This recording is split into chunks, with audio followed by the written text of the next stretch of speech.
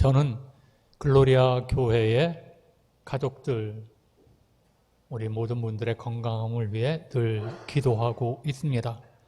이 건강하다는 말은 또 몸이나 정신에 아무 탈이 없이 튼튼함을 말합니다. 우리 글로리아 가족들 모두 건강하셔야 합니다. 지금 우리는 기후변화로 정신없이 삽니다. 쏟아지는 비와 무더위로 힘들어도 행복한 마음으로 건강하게 잘 보내시기를 바랍니다. 그런 마음으로 옆에 계신 분들에게 축복합시다. 건강하세요.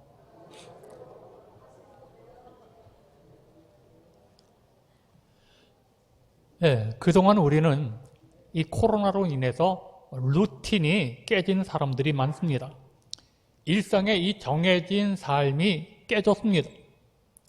코로나가 일상생활에 영향을 너무나 많이 끼쳤기 때문입니다. 그러다 보니 이전 방식으로는 살아갈 수가 없게 되었습니다. 집에 머무는 시간이 많아짐에 따라서 우리 사람들은 삶의 방식이 새로워졌습니다. 안정되었던 일상생활이 바뀌니까 왜 더 불안해요? 더 불안해졌습니다. 염려가 더 많아졌습니다. 우리는 왜 염려합니까? 미래를 생각하며 살아가기 때문입니다. 동물은 내일을 생각하지 않잖아요. 그러니 동물은 내일을 염려하지 않습니다. 그러니 염려가 있을 수 있나요? 없죠. 지금은 4차 산업시대입니다. 인공지능이 매우 빠르게 발달하고 있습니다. 사람들은 미래를 전망하기 위해 각종 데이터와 정보의 도움을 받습니다. 학자들은 정보를 정밀하게 분석을 하죠. 그래서 근사치를 찾습니다. 그러나 이 정보나 또 이 기술은 한계가 있습니다. 과학이 발달함에 따라 왜 사람들은 편해져야 되잖아요. 모든 게 편리해져야 되는데 이전보다 아날로그 시대보다 더 불안합니다. 경쟁이 너무 심해져 가고 있습니다. 우울증을 비롯한 정신질환으로 공황장애를 경험하는 사람들이 많아졌습니다. 이런 세상이지만 우리 모두 건강한 삶을 사셔야 합니다. 사람의 나이에는 4종류가 있습니다. 첫째는 몇 살인가요? 하고 묻는 자연 나이, 둘째는 신체 나이, 셋째는 정신 나이, 넷째는 영혼의 나이. 영국의 심리학자 브롬리는 인생의 4분의 1은 성장하면서 보내고 인생의 4분의 3은 늙어가면서 보낸다라고 했듯이 자연 나이는 시간이 지나면 늙어가게 되어져 있습니다. 사람이 나이가 들면 주름살도 생기고 머리가 휘어지죠. 나이가 많다고 해서 반드시 노화하는 것은 아니랍니다. 나이는 60인데 바로 40대의 건강을 가진 사람이 있습니다. 나이는 30대인데 건강은 60대인 사람도 있다는 거예요. 이것은 생물학적인 나이라고 하는데 생물학적인 나이는 그 사람의 행동이나 습관, 환경에 따라 달라진다고 합니다. 건강의 비결에 대해서 여러 가지로 말하지만 결국은 적당한 음식을 먹고 또 적당한 운동을 하고 또 평안하여 잠을 잘 자야 한다고 합니다. 그러나 제일 중요한 것은 건강의 75%가 정신에 달려 있다는 것입니다. 그러니까 아무리 보약을 먹고 운동을 한다고 띄워보아야 그것은 25% 범위에 속하는 것이고 75%가 마음의 건강, 정신 건강에 달려 있다는 말씀입니다. 오늘 성경 잠언서 18장 14절에 사람의 심령은 그의 병을 능히 이기려니와 심령이 상하면 그것을 누가 일으키겠느냐. 사람의 심령은 병을 능히 이긴다고 하나님은 말씀합니다. 그러나 이 심령이 상하면 누가 병에서 일으키겠느냐? 일어나지 못한다는 거예요. 사람의 심령은 강건한 영혼은 병을 능히 이깁니다. 심령이 건강하면 어떤 병도 다 이기는 것이죠. 심령이 상하면, 마음이 무너지면 모든 게 다 무너집니다. 원망하게 되고 또 불평하게 되고 낙심하게 되는 것이죠. 그러므로 우리는 심령이 강하여야 나의 본능을 이길 수 있습니다. 어떤 병도 이기는 것이죠. 그러므로 우리 글로리아 가족들은 심령이 강해지셔야 합니다. 내 영혼이 믿음으로 강해져야 한다는 것입니다. 세상을 이기는 비밀은, 그 마스터키는 믿음입니다. 믿음은 누구에게나 있습니다. 그러나 오늘 믿음의 주인공은 따로 있습니다. 교회 안에도 믿음으로 사는 사람이 있고 믿음의 역사를 구경하면서 사는 사람도 있습니다. 우리는 전지전능하신 하나님의 역사가 일어나는 믿음을 구경하는 사람이 돼서는 안 되죠. 전지전능하신 하나님을 믿는다고 하면서 왜 그 하나님을 끝까지 믿지 못합니까? 기도 응답이 좀 지체되면 하나님을 믿지 못하고 자꾸 다른 방법을, 세상을 통해서 다른 방법을 찾아 나섭니다. 이런 믿음으로는 세상을 이길 수가 없습니다. 예수님의 제자 12 가운데 하나인 가룟 유다는 대제사장들에게 은 30 받고 예수님을 팔았습니다. 여러분, 그가 처음에 그 주님의 부르심을 받았을 때에는 배신하는 마음이 있었나요? 배신하는 마음을 품었던 적이 없습니다. 한때 그는 예수님의 열렬한 지지자가 되어 예수님에게 충성을 다했을 것입니다. 주님뿐만 아니라 다른 제자들의 인정을 받아서 금전 출납을 맡았습니다. 그런데 돈주머니를 맡고 나니까 욕심이 생겼습니다. 돈을 훔쳐가기 시작합니다. 드디어 그는 돈에 눈이 멀어서 배신자가 되었습니다. 여러분, 시몬 베드로, 주님의 수제자, 처음 주님의 부르심을 받았을 때는 그는 배와 그물을 던져버려 두고 주님을 따라 나섰습니다. 그는 수제자로 얼마나 열심히 충성스럽게 주님을 따랐는지 모릅니다. 실제로 그는 겟세마네 동산에서 대적들이 주님을 체포하러 왔을 때 칼을 휘둘러 그중 한 사람의 귀를 베었습니다. 정말 베드로는 예수님을 위해서 목숨을 버릴 각오까지 되어 있었던 사람입니다. 그러한 베드로였지만 예수님이 잡혀가는 그날 밤에 대제사장의 관저들에서 사람들 다 있는데 사람들 앞에서 3번 주님을 모른다고 부인하였습니다. 부활하신 주님을 만나 뵈었으나 여전히 일어서지 못했습니다. 예전 직업으로 돌아갑니다. 갈릴리 바다로 가서 고기 잡으러 갔습니다. 여러분, 신앙 위기는 진짜 누구에게나 다가올 수 있습니다. 가장 바람직한 것은 신앙의 위기에 빠지지 않는 것이지만 우리는 다 기질적으로나 영적으로나 연약하기에 전혀 시험에 들지 않고 실패하지 않을 것이라고 자신할 수 없습니다. 그보다는 신앙생활의 위기를 만났을 때 손상을 입지 않고 위기를 극복하는 방법을 터득하는 것이 더 중요합니다. 오늘 본문은 이러므로라는 접속사로 시작을 합니다. 히브리 11장 이어서 이러므로 연결되어 있다는 것입니다. 히브리서 11장에 보면 믿음의 선배들이 나옵니다. 아벨, 에녹, 노아, 아브라함, 사라, 이삭, 야곱, 요셉, 모세, 기드온, 사무엘, 그 외에 선지자들의 이름이 나옵니다. 이 믿음의 선배들은 영혼이 강건하여 믿음으로 승리하신 분들입니다. 이 믿음의 선배들이 구름같이 허다한 증인들로 신앙 경주를 하는 우리를 응원하고 있습니다. 나를 응원하고 글로리아 교회를 응원하고 있는 이런 경기장을 한번 떠올려 보시기를 바랍니다. 우리를 응원하는 선배들의 함성 소리가 들리지 않습니까? 그러므로 우리는 믿음의 경주자로 낙오하지 않고 포기하지 않고 끝까지 최선을 다해 승리하는 믿음의 삶을 살아야 합니다. 히브리서 11장에 나오는 믿음의 선배들처럼 우리가 어떻게 해야 믿음으로 이기는 자의 삶을 살 수 있는 것일까요?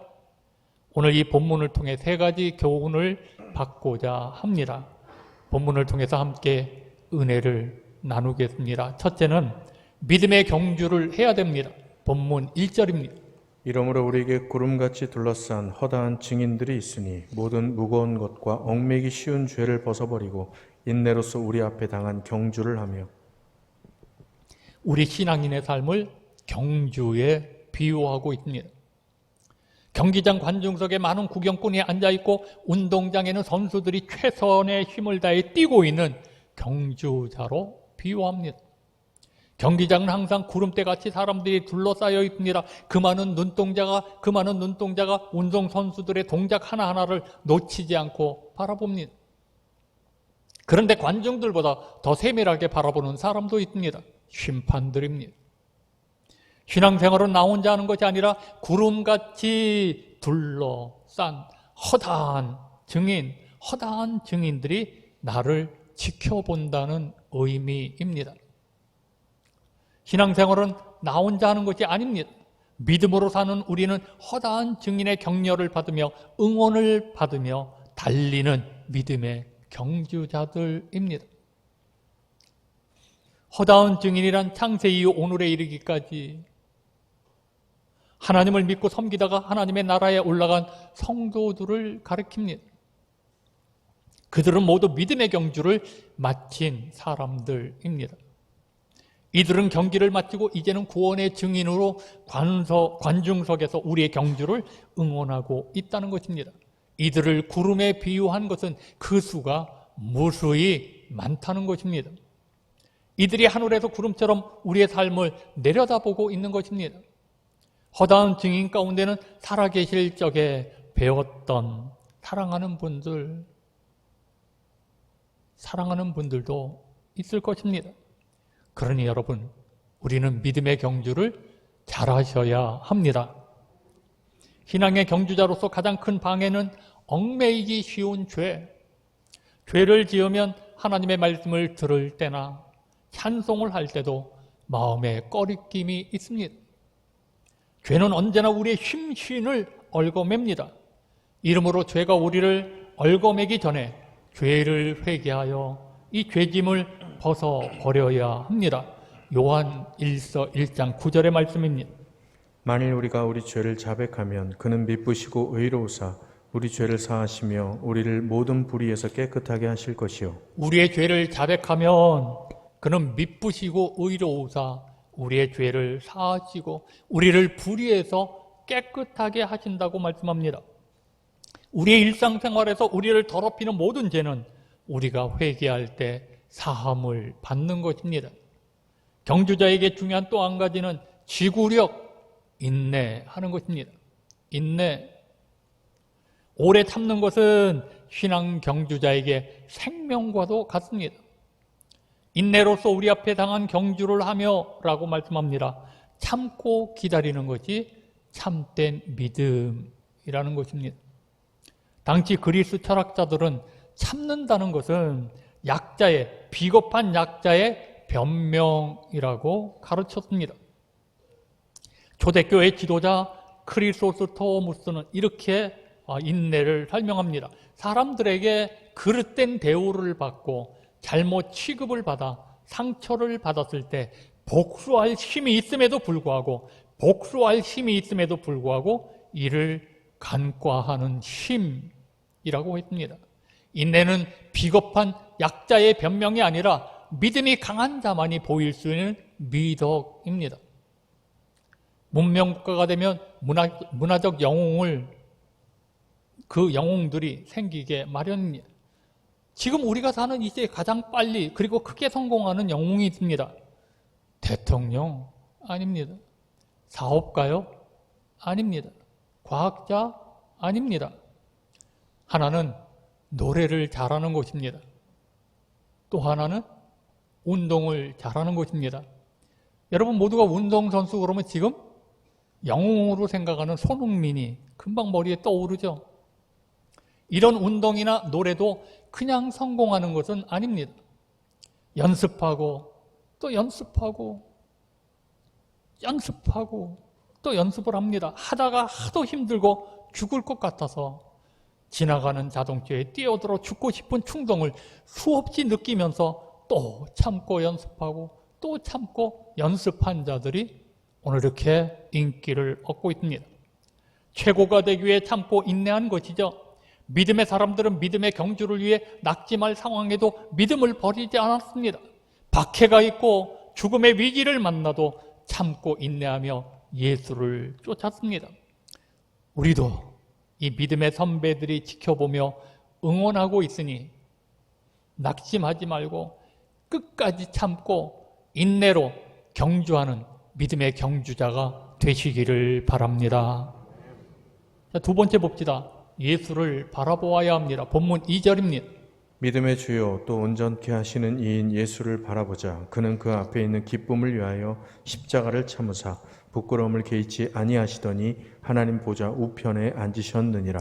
자, 예수님을 바라보라는 것은 예수님께 눈도 마음도 집중하라는 것입니다. 시선을 집중하여 주목하라는 뜻입니다. 예수님은 눈앞에 직면한 고통의 십자가를 낙심하거나 실망하지 않으셨습니다. 이런 예수님을 좌로나 우로나 치우치지 말고 주님만 바라보아야 신앙 경주자로 성공할 수 있다는 것입니다.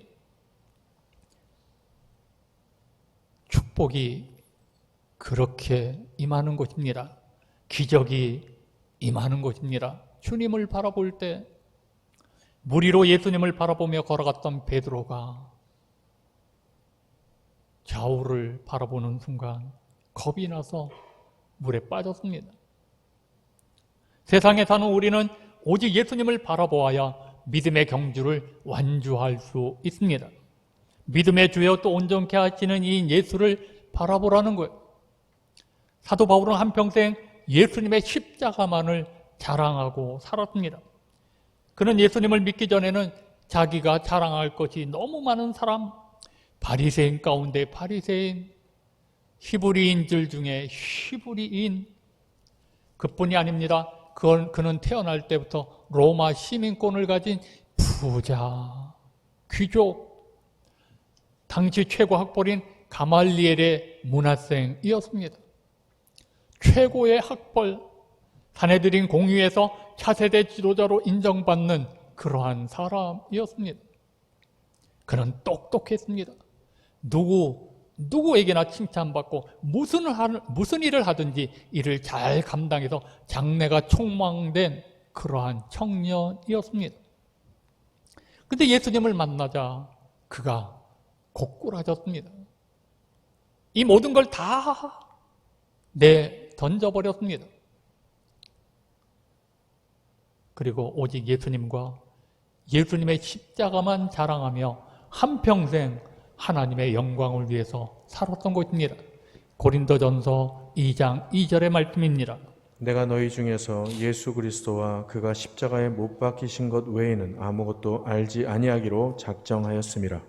그리스도와 그가 십자가에 못 박히신 것 외에는 아무것도 알지 아니하기로 작정했다. 여러분은 지금 무엇을 자랑하면서 살고 계십니까? 인간의 자랑은 헛된 거예요. 예수님을 자랑하며 살아가시기를 바랍니다. 내 삶의 유일한 자랑거리가 있으니 그것은 바로 나의 구세주 예수님이십니다. 우리가 바라보는 예수님은 십자가에서 우리의 죄와 사망, 권세를 멸하시고 우리에게 부활과 영생이라는 축복의 문을 열어 놓았습니다. 십자가는 하나님의 능력입니다. 십자가는 기적의 능력입니다. 십자가는 구원의 능력입니다. 예수님의 십자가는 바로 치료의 능력입니다. 그러므로 믿음의 주를 바라보는 자들을 하나님은 온전케 하신다. 믿음의 주를 바라보아야 내가 온전할 수 있게 된다는 거예요. 성경에서 우리가 사는 이 세상을 바다에 비유합니다. 사실 이 세상은 정말 바다와 별반 다르지 않습니다. 오늘 아무 일 없는 것처럼 평안하다가도 내일 또 어떤 일이 일어날지 아무도 예측할 수가 없습니다. 근데 이 바다에는 배가 늘 함께 있어야 합니다. 근데 이 바다와 배가 섞이면 안 되잖아요. 바다에 배가 떠 있는데 섞이면 침몰합니다. 이 바닷물은 항상 배 안으로 들어오려고 합니다. 틈만 있으면, 쉴 새 없이 틈만 있으면 들어오려고 합니다. 조그만 구멍도 용납하지를 않습니다. 마찬가지로 세상의 온갖 것들이 항상 교회 안으로 들어오려고 합니다. 세상의 온갖 것들이 자꾸 내 마음속에 들어오려고 합니다. 정신 차려야 합니다. 정신 차려야 합니다. 그리고 예수님을 바라보셔야 합니다. 자, 마지막 세 번째 봅시다. 예수를 생각하라고 하니라. 본문 3절입니다. 너희가 피곤하여 낙심하지 않기 위하여 죄인들이 이같이 자기에게 거역한 일을 참으신 일을 생각하라. 피곤한 자는 예수님을 생각하라는 말씀입니다. 참으로 동문서답과 같은 그런 처방전이 아닐 수 없습니다. 피곤하면 뭐 환경을 개선하라든지 편하게 살 수 있는 길을 택하라든지 다 내려놓으라든지 보양식을 먹고 기운을 내라든지 아니면 약을 먹고 활력을 되찾으라고 하셔야 할 것 같습니다. 근데 오늘 본문에서 하나님께서 전혀 뜻밖의 처방전을 주시고 계십니다. 피곤한 자는 낙심하지 않기 위해서 예수님을 생각하라는 말씀입니다. 초대교회 성도들은 예수 믿는다는 사실 하나 때문에 엄청난 핍박을 당했습니다. 친족들로부터 따돌림을 당했고 그리고 사회로부터 쫓겨다녀야 했습니다. 엄청난 불이익을 당해야 했습니다. 붙잡혀 죽임을 당하기도 했습니다. 그런 상황에서 배교자가, 예수 잘 믿던 사람들이 배교자가 되어 많이 떠났습니다. 낙심하는 성도들이 점점 늘어났습니다. 그때 히브리 기자는 낙심하는 성도들을 향하여 격려할 필요성을 느꼈습니다. 예수님 주변에 몰려든 사람들 가운데 선한 사람도 있겠지만 대부분 죄인들이었습니다. 그래서 예수님을 하나님의 아들로 인정하지를 않았습니다. 그래서 그들은 예수님을 비판하고 대적을 했습니다. 예수님의 언행에서 오늘 꼬투리를 잡으려고 혈안이 되어 있었습니다. 이런 사람들에게 둘러싸여 종일 시달렸던 예수님을 한번 생각해 보십시오. 상상해 보십시오. 예수님을 피곤하게 하기는 제자들도 마찬가지였습니다. 그들은 예수님의 마음을 알아주지 못했습니다. 말귀를 제대로 알아듣지 못하고 엉뚱한 소리를 한 적도 한두 번이 아니었습니다. 게다가 그들 중에는 예수님을 팔 배반자도 끼어 있었습니다. 이런 형편없는 제자들을 데리고 다니면서 예수님의 쉼신이 얼마나 피곤하셨겠습니까? 예수님은 우리가 겪고 있는 모든 피곤, 우리가 겪고 있는 모든 낙심될 일, 고통을 몸소 체험하신 분이십니다. 그래서 사람으로 인해 피곤할 때 예수님을 생각하라고 말씀하신 것입니다. 오늘날 우리가 느끼는 피곤이 육체적인 것이라면 그렇게 문제될 것은 없습니다. 충분히 쉬고 나면 다 풀리기 때문일 것입니다. 우리 가운데 종일 논을 매거나 땔감을 얻기 위해서 온 산을 헤매고 다니는 사람은, 중노동하는 사람은 없을 것입니다. 아프리카의 여인들처럼 물을 구하기 위해, 그것도 더러운 물, 그 물을 구하기 위해 3시간을 걸어갔다가 양동이에 그 더러운 물을 이고 또 3시간을 되돌아오는 사람 없잖아요. 우리에게 그런 사람 없잖아요. 우리는 그런 중노동에서 이미 해방된 축복의 사람들입니다. 근데 왜 이렇게 사는 게 피곤합니까? 왜 이렇게 피곤해요? 현대인의 일과는 마치 전쟁과 같습니다. 시간을 따지지 않고 분초를 따질 정도로 시간에 쫓기면서 허덕입니다. 종일 스트레스에 융단 폭격을 당하다 보면 무력감에 빠지게 되고 이러다가 직장이나 사회에서 도태되는 것이 아닌가 하는 불안감에 시달리게 됩니다. 이렇게 피로가 계속 쌓이다 보니까 신경이 예민해져서 별것 아닌 일에도 쉽게 짜증을 내고 상처를 받게 됩니다. 이런 의미에서 우리 인생은 원래부터 피곤할 수밖에 없는 존재입니다. 그렇다고 해서 피곤을 그저 운명이겠거니 하고 방치만 할 수는 없습니다. 피곤을 그대로 쌓아두면 무기력증에 걸리게 됩니다.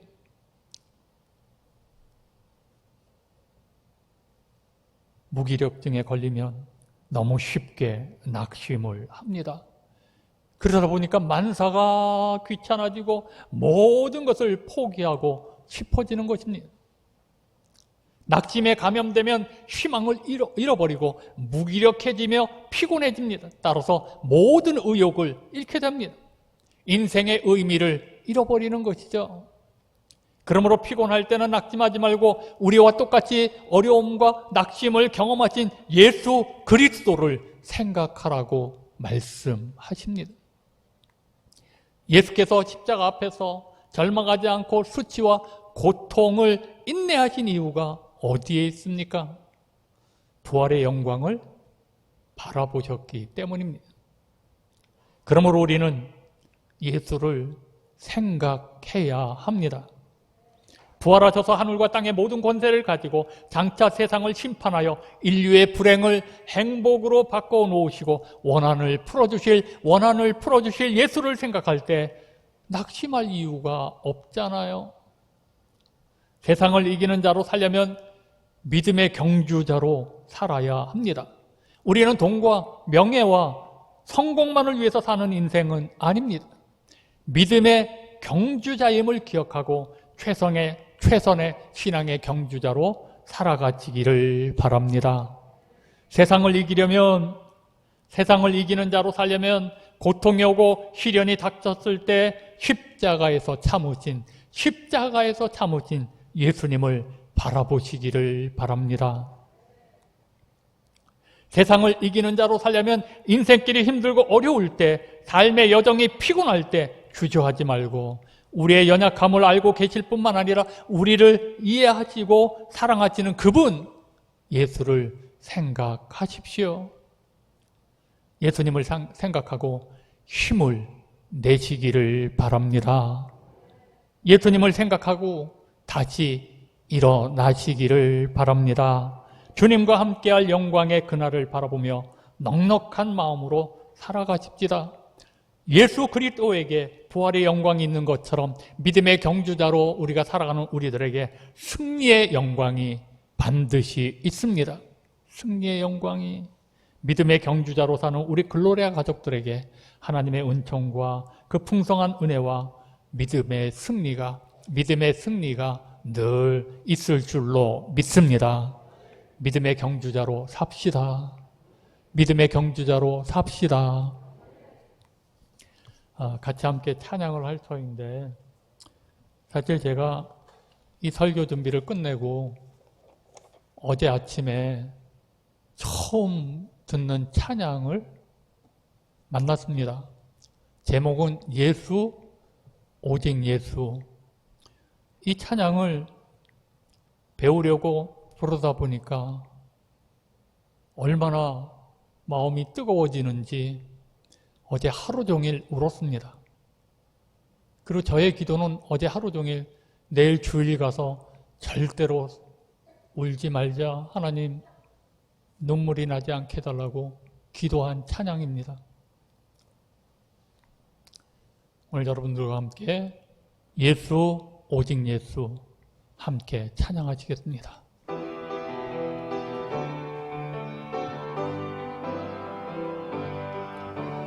슬픔으로 낙심될 때 누가 나를 위로하리. 예수, 오직 예수.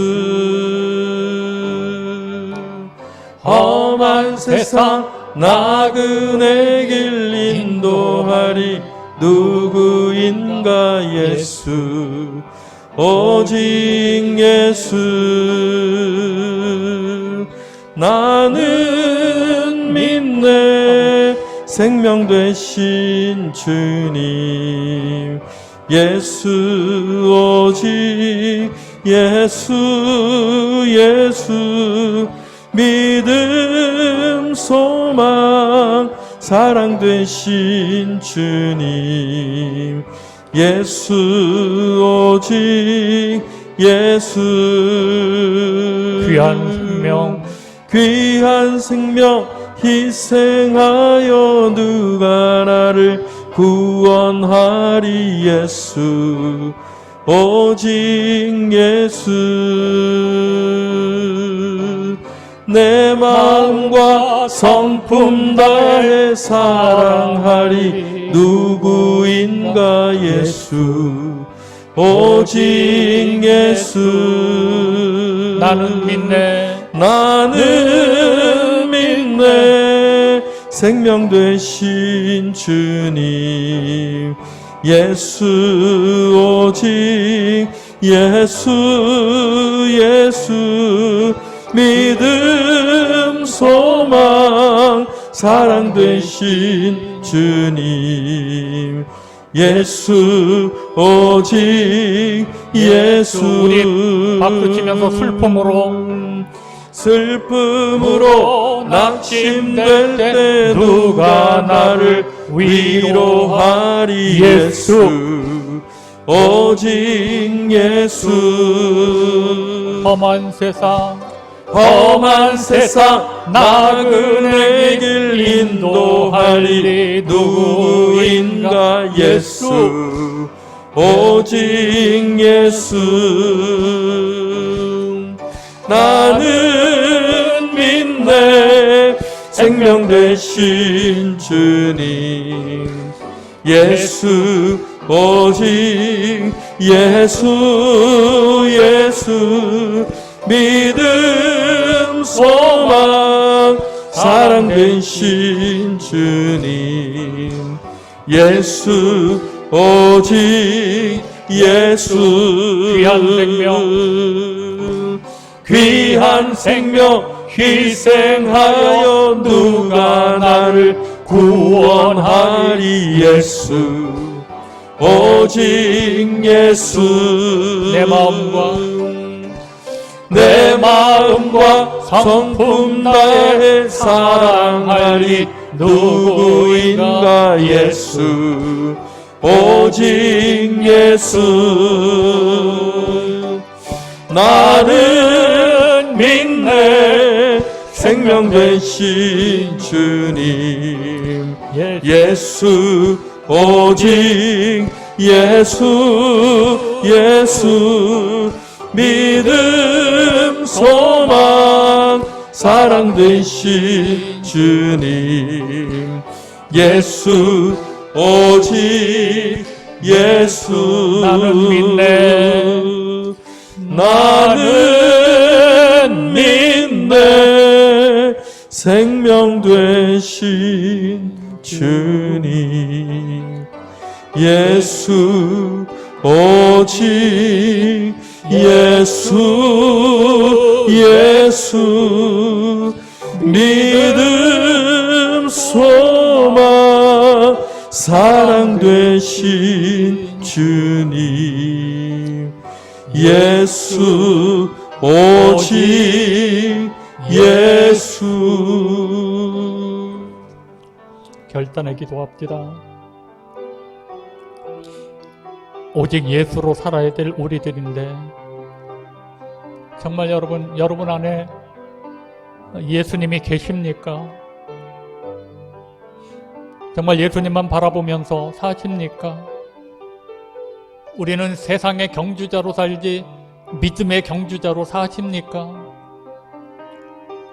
우리 자신 한번 돌아보면서 이제는 믿음으로 승리하는, 믿음으로 이기는 경주자가 되게 해달라고, 오직 주님을 바라보며 달려갈 길 걸어가게 해달라고, 내게 이런 슬픔이 있든 고난이 있든 그리고 낙심될 일들이 있든 그것 때문에 무너지고 쓰러지는 것이 아니라 오직 예수를 생각하고 주님을 바라보면서 믿음의 경지자로 살게 해달라고, 자, 우리 주여 한번 부르짖고 통성으로 기도합니다. 주여. 아버지 전능하지 여호와 하나님, 오늘도 우리에게 이렇게 아버지 집 모여서 주님 앞에 말씀을 들으며 예배드리게 한 참으로 감사합니다. 하나님을 섬기는 예배자, 오직 하나님께 영광 돌리는 예배자로 사는 우리들에게 이렇게 말씀을 주셨습니다. 참으로 저희는 믿음의 경주자로 승리하는 자가 되어져야 합니다. 그러기 위해서 우리의 정말 아버지 믿음의 경주자임을 기억하고 세상 것에 너무 마음 빼앗기고 넘어지지 않게 하여 주옵시고, 오직 예수님을 생각하고 오직 예수님을 바라보면서 오직 예수님을 생각하면서 살아갈 수 있는 저희들 모두가 되어져 믿음의 승리자가 이 땅에 아버지 하나님의 영광을 드러내고 주님의 뜻을 이루는 복 있는 사람들이 다 되게 하여 주옵소서. 예수 없이 살았던 우리들의 모든 죄를 용서하여 주옵소서. 우리는 하나님을 믿는 사람들인데 정말 하나님을 믿는 믿음의 승리자로 살고 있는가요? 우리 믿음의 경주자가 되어서 믿음으로 이 세상을 살고 있는가요? 우리 자신을 돌아보면 통곡할 수밖에 없습니다. 주여 우리를 불쌍히 여겨 주옵시고 예수, 오직 예수로 믿음의 승리자, 믿음의 경주자로 살아가는 우리 글로리아 가족들 모두가 다 되게 하여 주옵소서. 감사드리며 예수님의 이름으로 간절히 기도드리옵나이다. 아멘.